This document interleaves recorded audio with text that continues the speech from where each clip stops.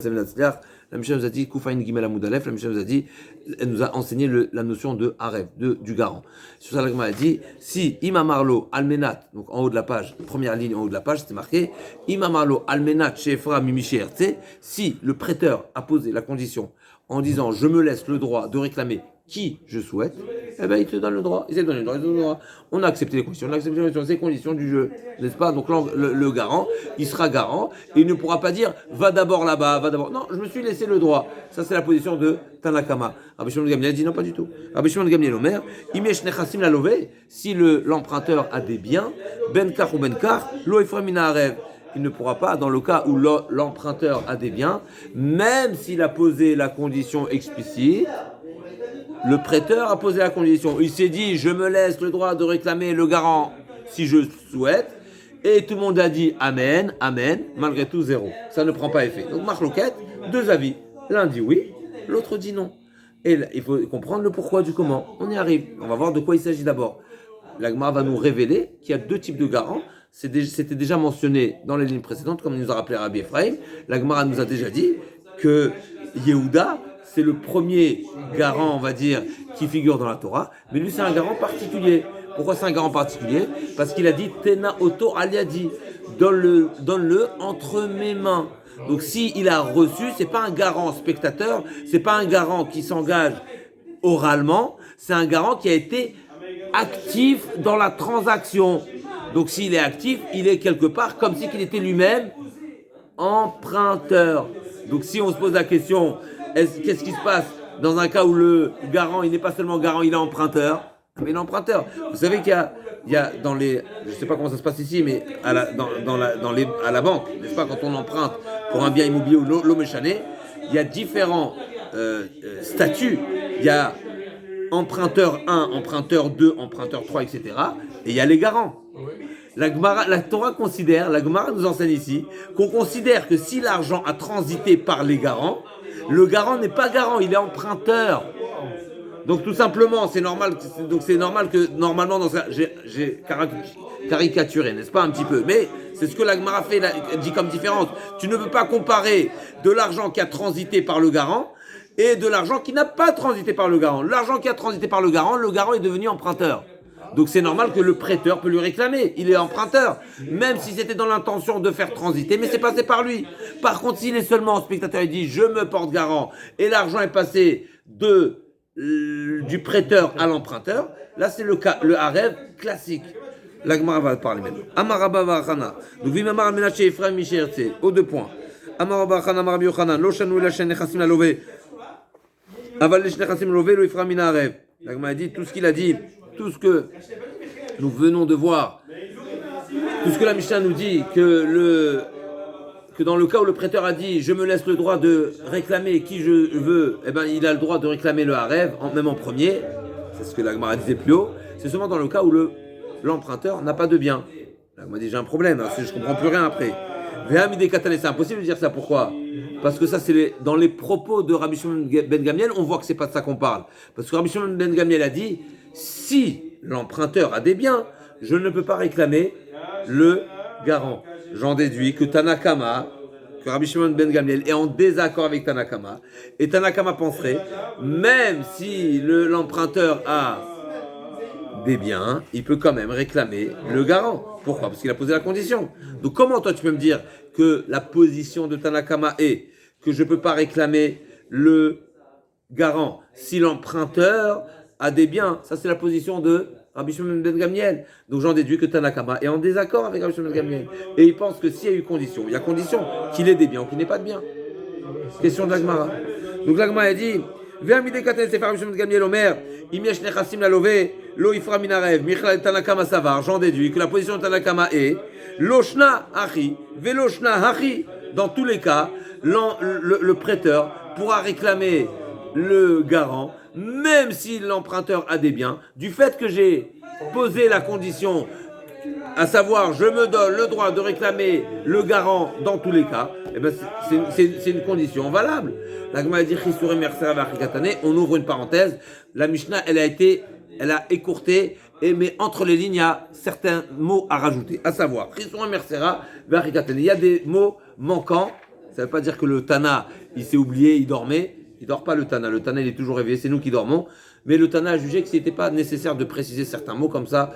Le Gaon explique à peu près cette notion de Chissur Mersera Verchekanen, c'est-à-dire que la Mishnah, elle est lisible sans ces mots. Il faut seulement avoir un petit peu, il faut avoir juste un petit peu de bonne volonté et de sortir un petit peu Chazak, sortir la tête du cube. D'accord? Chissur Mersera Verchekanen. Il y a des mots manquants, mais c'est ça le sens de la Mishnah. C'est quoi le sens de la Mishnah? L'Agma va dire Amal ve'etravero alidé arev. Lo iframina arev. Effectivement, Tanakama, comment il commence? Celui qui a prêté de l'argent et quelqu'un s'est porté garantie, qui s'est porté garant, le prêteur ne pourra pas réclamer le garant. Comme on a dit tout à l'heure, il ne peut pas le réclamer en premier. Vimamar almenat she'erte iframina arev. Il pourra, oui, dans le cas où il a posé la condition et il s'est laissé le droit de réclamer le garant, eh ben il pourra réclamer le harev. Il pourra réclamer le garant. Bah, mais Dvarim Amourim, il y a une phrase à rajouter, c'est ça la phrase que j'ai rajoutée. Bah, mais Dvarim Amourim, dans quel cas on a dit qu'il peut réclamer le garant? Be'arev, She'en Nechassim la lové. Dans le cas où il n'a pas de bien. Avalesh Nechassim la lové. Mais si l'emprunteur, il a des biens, même Tanakama sont d'accord, qu'il ne pourra pas réclamer en premier le harev, même s'il a posé la condition. Ça, c'est dans le harev classique, le harev simple. Mais Vekablan, c'est ça ce qui n'est pas rajouté dans la Mishnah, ce qui manque dans la Mishnah. Vekablan, par contre, si c'est un rêve Kablan, c'est-à-dire, ça passe par lui. Afal Pishesh Nechasim la lové, Ifra Mina Kablan. Même si, dans ce cas-là, c'est dans ce cas-là que Tanakama pense que le prêteur pourra réclamer du garant directement parce que ça a transité par lui. Si ça, encore une fois, j'ai donné cette traduction, mais elle n'est pas si évidente. On va voir dans la suite de la Gemara. En tous les cas, d'après l'exemple que la Gemara nous a cité tout à l'heure, Tenaoto Aliadi de Yehuda, c'est ça le sens, n'est-ce pas? Kablan. Donc, en tous les cas, Tanakama pense seulement dans Kablan, ma condition est condition, et je pourrais réclamer du garant directement, même dans le cas où l'emprunteur a des biens. Et c'est sur ça que Rabbi Shimon ben Gamliel est cholek. Sur ça, Rabbi Shimon ben Gamliel dit non, il n'y a pas de différence entre Kablan et pas Kablan. Il n'y a pas de différence entre les deux types de garants. Dans tous les cas, si l'emprunteur a des biens, je ne pourrai pas réclamer les biens au garant en premier. Rabbi Shimon ben Gamliel Omer, que ce soit un garant classique ou un garant qui a réalisé la transaction, eh ben il ne pourra pas réclamer en premier le garant. L'Agma continue à Rabbi Yochanan. Kol makom shena Rabbi Shimon ben Gamliel b'mishnatenu halacha kemoto chutz merav tzedek v'raya achona. Une règle générale qui est citée à plusieurs reprises dans le chasse. À chaque fois qu'on retrouve Rabbi Shimon ben Gamliel dans la Mishnah, la halacha est retenue comme lui, à l'exception de Arev. Allez, une des exceptions, il y a 3 exceptions. Arev tzedek v'raya achona. Arev, la Mishnah de Arev, c'est notre Mishnah. Là, la n'est pas comme Rabbi Shimon ben Gamliel, à savoir, Rabbi Shimon ben Gamliel ne fait pas la différence entre le Harev standard et le Harev Kablan, le garant standard et le garant qui a réalisé la transaction. Et Tanakama fait, oui, la différence, à savoir, ça donne le droit au prêteur de réclamer le garant Kablan directement, même en premier, même si l'emprunteur a des biens, pas comme Rabbi Shimon ben Gamliel. Donc là, on a dit à Rabbi Yochanan, comme Rabbi Shimon ben Gamliel, Maravuna, il va alver au dernier Harev. Maintenant, on arrive à ce que Michel a dit tout à l'heure. Comment ça s'est présenté? Comment le Harev est rentré dans l'histoire? Il y a différentes manières. La Gemara va nous raconter de différentes manières. Amaravuna, halveu ve'ani Harev. Première manière, le garant se présente au prêteur et lui dit, c'est quoi? Prête-lui, je serai le garant. Je suis garant. Alveu vani porea, alveu vani chayav, alveu vani noten, kulan nashon arvuten. Qui lui dit, prête-lui, je serai garant. Prête-lui, je te donne. Prête-lui, je te rembourse. Tout ça, ça le rend garant. Tenlo vani kablan. Arrête. On y arrive là. Tenlo vani kablan. Donne-lui, je suis kablan. Tenlo vani porea. Tenlo vani chayav, tenlo vani noten, kula nashon kablanut. Donc il y a différence. C'est pareil que la rêve. Non. Dans l'un il a dit. Il a répété la même chose. Non, il y a un mot qui change. Il y a un mot qui change. Là, il lui a dit prête-lui, et il lui a dit donne-lui. Quelque part, prête-lui, ça reste ça définit, on va dire, ça définit la formule de cette précision-là exprime que l'argent qui passe du prêteur à l'emprunteur, elle passe directement en tant que prêt. Quand je lui dis donne, c'est comme un ordre, Kaviarol. Comment je peux vous ordonner de quoi que ce soit? C'est comme si je lui dis donne à ma place. Là, il devient kablan. Même dans le Bedin, on retrouve cette différence-là entre, si le Bedin est possèque, on arrive dans Sanhedrin, entre Chayav atalitenlo, tu as le devoir de payer, et Tsetenlo, donne-lui, paye-lui. C'est différent, c'est pas la même chose. L'un, c'est considéré, on va dire, plus à l'impératif, et là, c'est sache que tu as le devoir.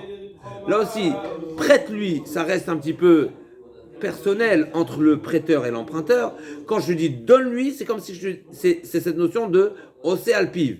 Il fait selon ses ordres. Selon ses ordres, comme je dis, je lui donne parce que tu m'as dit de lui donner. Comme si je lui dis, moi j'ai pas envie de lui donner. Moi je ne fais pas confiance. Moi je m'appuie que sur toi. Donc là c'est comme Kablan. Iba Aleu, on est bon. Donc on a la différence entre Alveu et Tenlo. Et encore une fois, c'est une notion à retenir. C'est pas seulement dans un rêve qu'on la retrouve, c'est en général. Osé alpiv, quelqu'un qui fait selon à la demande de l'autre, c'est-à-dire qu'en réalité, il n'y a aucune initiative du prêteur par lui-même. C'est comme si qu'il est propulsé, comme si qu'il est commandé par le harem. Donc il est kablan. C'est fin, mais en tout cas, c'est ça le mot qui fait la différence, n'est-ce pas? Halveu ou tenlo. Ibaleu, halveu vani kablan. S'il a employé deux termes qui a priori sont un petit peu paradoxaux, c'est pas paradoxal, mais halveu. Halveu, ça dit quoi? La traduction d'halveu, c'est prête-lui. Donc c'est prête-lui, ça veut dire que la transaction, elle est entre qui et qui? Entre le prêteur et l'emprunteur. Et donc, lors d'un moment, je suis seulement un garant extérieur. Mais il a rajouté Vani Kablan. Donc je suis Kablan, c'est-à-dire je lui dis, prête-lui, veux bien lui prêter. C'est toi et lui qui voyez ensemble. Et moi, je me considère comme si j'étais Kablan. Est-ce que ça prend effet ou pas? Halveu Vani Kablan. Telo Vani Arev, ou bien le sens inverse. Il a dit donne-lui, et je ne serai seulement Arev. Et pas Kablan. Donc il a dit donne-lui. Donne-lui, on a dit normalement, ça le rend Kablan. Mais il a dit donne-lui, et je serai Arev seulement. Je me désengage. S'il a dit un Nicoréen, il est Kablan. Il a dit donne-lui, donc c'est. Et il a dit je suis Arev, il a dit je suis Arev, je suis garant. Amarabi Trak, Lachon Arvut Arvut, Lachon Kablanut Kablanut. Rafrizda Amar, Koulan Lachon Kablanut. Donc Marc Loquette ici, prendra Vitrak. Si Arev et Kablan, Kablan. Tant qu'il n'y a pas le mot Kablan, si c'est Arev, c'est Kablan, c'est Kablan. Rafrizda dit non, dans les deux cas c'est Kablan. Pourquoi? Barme Alveu Vani Arev. Seulement dans le cas où il a dit prête-lui et je suis garant, c'est seulement dans ce cas-là où il est seulement Arev. Mais tous les autres cas, il sera Kablan. Alors encore une fois, il faut approfondir dans toutes ces petites nuances. On va avancer, voilà, parce qu'on a pris du retard, mais en tous les cas, savoir cette nuance-là entre chaque mot a son sens et chaque mot a des répercussions et des engagements différents. Et là, on a vu cette marloquette, quand est-ce que je suis Arev, quand est-ce que je suis Kablan, la question c'est de savoir comment je suis impliqué dans cette transaction. D'accord? Donc, Amar, Rafrizda Amar, Kula Nashon Kablanut, on a l'avis opposé. Chutz me Arev, Chutz me Halveu Vani Arev. Seulement dans le cas où il a dit prête-lui et je suis garant, c'est seulement dans ce cas-là où il est un garant simple. Mais dans tous les autres cas, il est considéré comme un Kablan. Aniporea, Aninoten, Tenlo, tout ça c'est Kablan. Parce que l'engagement il est plus expressif. Rava Amar, l'inverse. Kulan Lachon Arvuten. À l'opposé. Bar mi Tenlo Vaninoten. À l'exception de donne-lui, je te donnerai. Ah, ouais. D'accord? Amar Lemar Baramar. Donc on a, encore une fois, on a combien d'avis on a vu ici? Ravitrak, Rafrizda, Rava. Et là on a. Ok. D'accord? Amar Lemar Baramar le Ravashi. Achi Amar Abba. Ten Vaninoten. En la malve à la lové kloum. Il y a un troisième avis à ce sujet, un quatrième avis plutôt. Si le garant a dit au prêteur, donne-lui, je te donnerai, c'est tellement puissant comme engagement, c'est tellement fort que le prêteur ne peut même pas réclamer quoi que ce soit à l'emprunteur. Parce que c'est comme si je dis, donne-lui, moi je te paierai. Donc l'emprunteur, il n'est pas engagé. La malvé à la lové, cloum. Il peut même pas lui réclamer. Rien du tout, il n'est pas emprunteur. Tout se passe entre le garant et le prêteur. L'agma dit vélo, c'est pas retenu, c'est pas vrai, c'est pas juste. Pourquoi? L'homme iftar lové miné des malvé, achisa viten bayad. Et là on va revenir à tout ce qu'on a dit tout à l'heure. C'est qu'ici on voit que tant que le garant n'a pas fait la transaction de main en main, d'accord, donc il n'a pas reçu, il a dit. Alors là, tant qu'il n'y a pas, ça s'est pas passé de cette manière-là, alors l'emprunteur reste emprunteur. Mais si effectivement le garant il a pris en main, alors effectivement il pourrait avoir des cas où l'emprunteur il est complètement dégagé de toute responsabilité. Alors d'ici, le problème c'est que d'ici on a l'impression que le kablan il n'est pas forcément le transitaire, puisque là on est en train de dire que si le garant il est transitaire, et ben l'emprunteur il est même plus emprunteur. D'accord? Donc il y a un petit problème. Il rêve kablan où le prêt est passé du prêteur au garant et du garant à l'emprunteur. Le prêteur ne pourra pas réclamer l'emprunteur. Pourquoi? L'emprunteur ne connaît pas le prêteur. Tout simplement, il connaît que le garant. Donc même dans ce cas-là, même si l'emprunteur a des biens, le prêteur ne pourra pas réclamer l'emprunteur. Il doit se diriger vers le garant. On y va. Aoudaïna. Dearte les malvés, les nircés des lovés. Il y a un dayan qui a tranché que le prêteur était de droit d'aller saisir les biens de l'emprunteur. Donc Aoudaïna, littéralement. Arte, c'est pas le frère. Arte, c'est qu'il a fait descendre. Ah, pardon. Ça peut être sa sœur, pas le frère. Ah, pardon. Mais c'est le frère, c'est pas ici le skate. Arte, c'est Mlachon Nachit. Il a fait descendre. Ah, ouais. Donc il a fait la malvé nircé des lovés. Mais comme il est devait les lovés. Donc pardon, d'après la version ici, entre parenthèses, il faut dire du harev.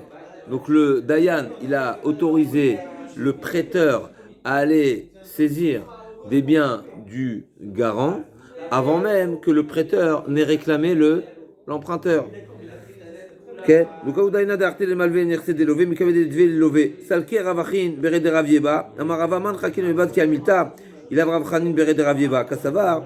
Nircé des barinish, Inun Marvin Yate, Vietnam avait travéré à l'idée à rêve, l'eau il fera min à rêve, mais quand même l'eau il va à rêve, trila. Donc l'agma a dit, il y a eu une histoire qui s'est produite avec Rav. Donc tout simplement, au Daïna, l'agma nous dit pas c'est qui ce Dayan. Il y a un certain Dayan qui a autorisé le prêteur à aller saisir le garant, et sur ça, Rav Chanin a corrigé ce fameux Dayan, donc il s'est opposé ou il a corrigé la situation en disant au prêteur, avant d'aller te rendre visite au garant, va voir ce qui se passe chez l'emprunteur. Et là, Rava a validé cette notion comme c'est marqué dans la Mishnah. Si le prêteur a des biens, on va d'abord si l'emprunteur a des biens, on va d'abord chez. Ok. Aouarva de Yatme, l'Agma nous raconte encore une histoire. Le garant des Yetomim. Les Yetomim, bien sûr, ils ont besoin de manger, ils ont besoin de faire des affaires, mais qu'est-ce qu'il va leur prêter? C'est des enfants. C'est des gens qui même si c'est des jeunes adultes, ils ne savent pas faire forcément les affaires, ils ne connaissent pas les affaires du père, ils ne savent pas comment gérer, etc. Donc il y a des garants il y a des personnes, des bonnes personnes, des bonnes âmes, des âmes sensibles qui se portent garant pour les défendre, n'est-ce pas? Donc Aouarba, des Yatme, des par et les malvés Mikame, des Lodin ou les Yatme. Qu'est-ce qu'il a fait ce garant-là? Il était bon juif et il a même soldé la dette des Yetomim sans les informer. Donc, c'est-à-dire que le prêteur est venu réclamer le garant en premier. Attends. Il est venu réclamer le garant avant de réclamer les orphelins. Alors que, a priori, les orphelins qui sont les emprunteurs. Et donc il faut se présenter devant les orphelins. On va voir de quel cas on parle. Est-ce que c'est eux-mêmes les emprunteurs? Est-ce que c'est le père? On y arrive tout de suite. L'agma a dit Amara Papa, Priat Baalchov, mitzvah, Viatme lavne mevad mitzvah ninu. Ce garant-là, en réalité, il est garant des orphelins, mais ce n'est pas les orphelins qui ont le devoir de rembourser. De quoi on parle ici? Ils étaient petits, les orphelins, donc ils ne peuvent pas se servir dans la caisse d'orphelins.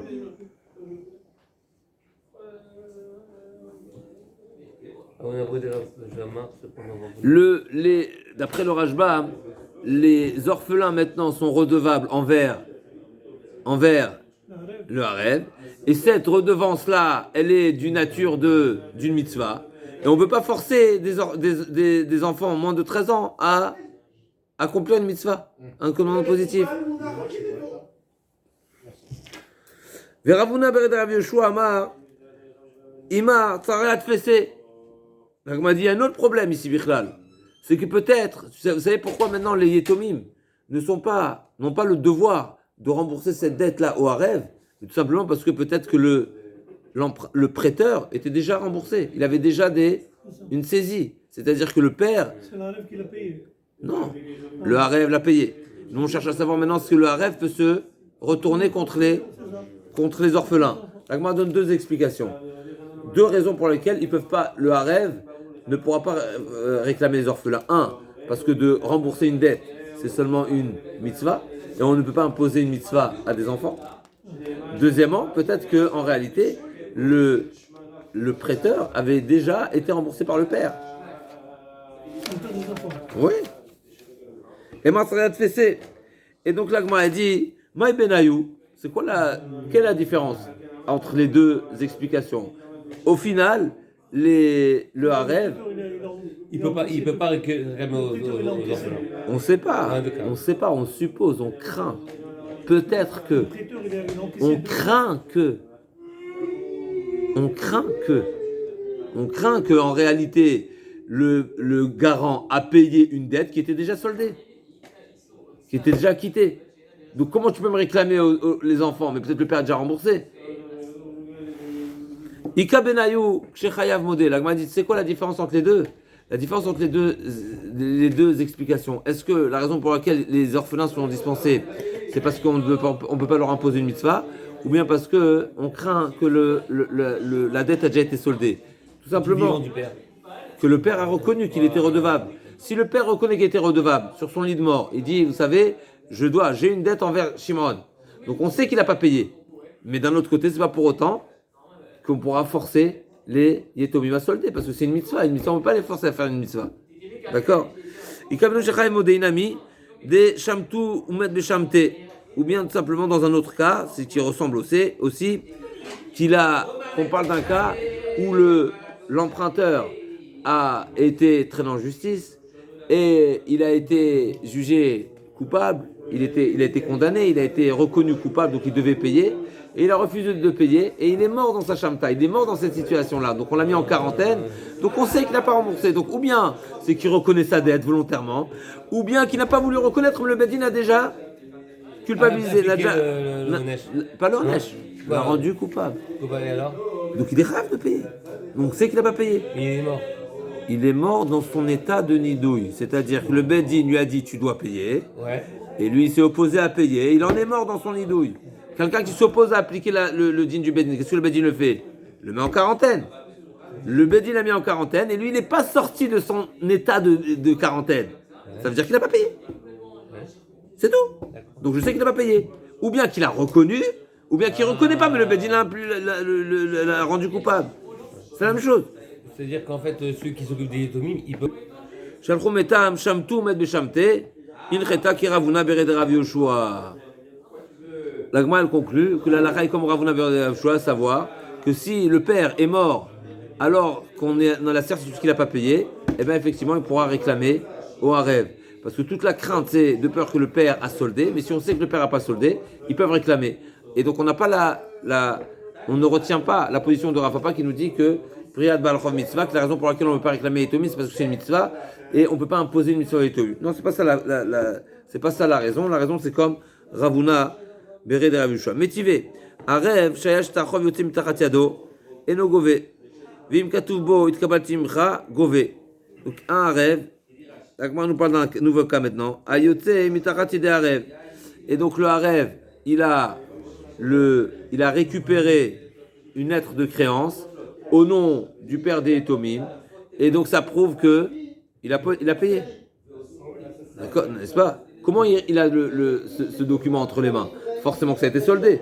Ça veut dire que le prêteur l'a donné au garant, et le garant maintenant se rabat contre les Yetomim. Donc ça ne lui donnera pas le droit d'être gové, de réclamer au Yetomim. On ne sait pas pourquoi, on ne sait pas de quel cas il s'agit. Est-ce qu'on parle du cas où il reconnaît ne pas avoir payé ou pas? Vim Katoubo, si c'est inscrit, Itkabalti Mimcha, Gové. Par contre, si c'est explicite que le prêteur reconnaît avoir été soldé, donc il lui dit Itkabalti Mimcha, j'ai reçu le remboursement, donc c'est une quittance. Le fait qu'il tient le document ne suffit pas. Mais si c'est marqué, tu m'as dette acquittée, alors là il pourra. C'est quoi la différence? Et là, la Rav Pakashia, l'Agma dit donc j'ai un problème ici. Comment on pourrait trouver un cas de figure où on peut imposer un remboursement au Yetomim? D'après Rav Papa qui dit que la raison pour laquelle on peut imposer au Yetomim un remboursement, c'est parce que c'est une mitzvah. Mais c'est une mitzvah, alors dans aucun cas on peut leur imposer. D'après Ravuna Bered Rav Yehoshua, on pourra répondre tout simplement que je peux réclamer les Yetomim dans le cas où on a une certitude que la dette n'a pas été soldée, n'a pas été acquittée par le père. Puisqu'il dit que c'est ça toute la crainte. La crainte, c'est peut-être que ça a déjà été soldé. Donc si on est certain que ça n'a pas été remboursé, il pourra le réclamer. Mais d'après un papa qui dit que la problématique, la raison pour laquelle on ne peut pas réclamer aux Yetomim, aux orphelins, c'est parce que les orphelins n'ont pas le devoir d'accomplir une mitzvah, un commandement de la Torah. Donc jamais je pourrais leur imposer un remboursement. Ils n'ont pas le devoir. On est bon? L'agma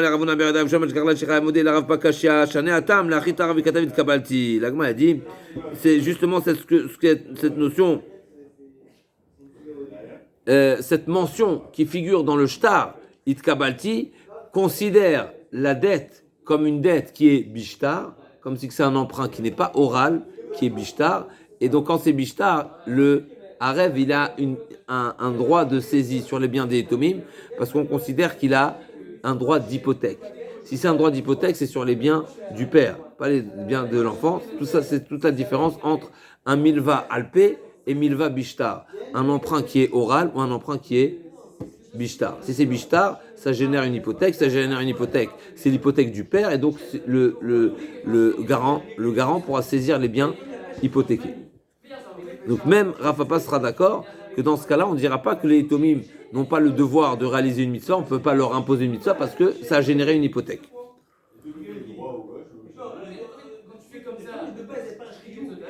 Alors, c'est pas explicite de cette manière dans le Rashban, mais en tout cas, cette mention lui donnera le droit de saisir. Aou Arva de Ovet Kochavim. Encore une histoire, on est bon? En face de Tosot Atou. Aou Arba de Ovet Kochavim. Des parels Ovet Kochavim Kabel les Dvinu de Atme. Là, le prêteur en question, c'était qui? C'était un goy. Et le garant, il couvrait, il s'était porté garant pour des Yetomim. Donc, le garant, qu'est-ce qu'il a fait? Il a soldé le goy avant que le goy ne réclame au Yetomim. Même d'après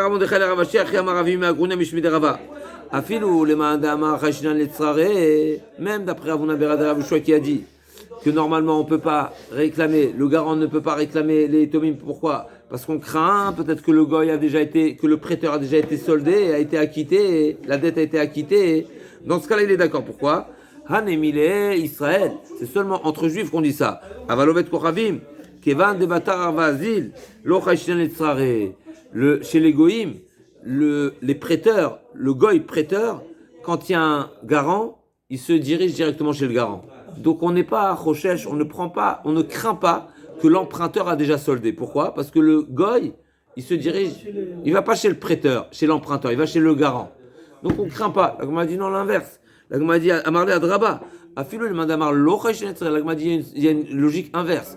Même d'après Rafapa qui dit qu'on ne craint pas que ça a déjà été soldé et Anemile Israël. Avad Oved Kochavim. Qui va des dinayu bata arva azil. Il avait fait strare mikara lo ava mekabel. La Gemara dit l'inverse. Le goy du fait que habituellement ils vont chez le harev.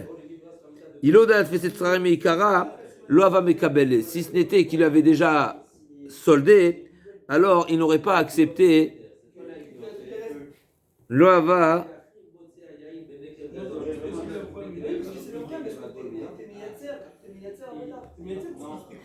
Le goy n'aurait pas accepté la harvout, l'engagement du garant, si ce n'est qu'il avait déjà saisi quelque chose. D'accord, donc c'est l'inverse.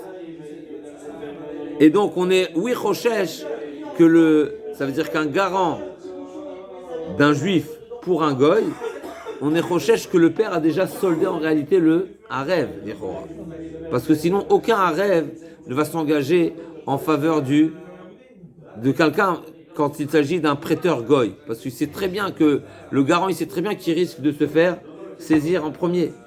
Donc c'est l'inverse. Et donc c'est pour ça que dans ce cas-là, on ne pourra pas soutirer l'argent des Yetomim, parce qu'on est Rochesh Atzare Adfessé. Est-ce qu'il peut avoir un garant goy pour un prix entre juifs? Tout il peut avoir. Il peut avoir, pourquoi pas? On met une garantie d'un goy. Il pourrait avoir. Et la Gemara poursuit, la Mishnah poursuit. Qu'est-ce qui se passe pour celui qui a été garant, la Ktuva, qui a garanti la Ktuva d'une femme? La Gemara dit qu'il y a un chachach de Knounia, on craint à une combine, et donc le mari, quand il divorce, il devra jurer, il devra faire un éder al dad rabim, qu'il s'engage à ne pas se remarier. Il s'interdit de se remarier avec cette femme-là. On est bon? La Gemara a dit, d'accord, on avance ou on s'arrête là? Qu'est-ce que vous voulez? Comme vous voulez.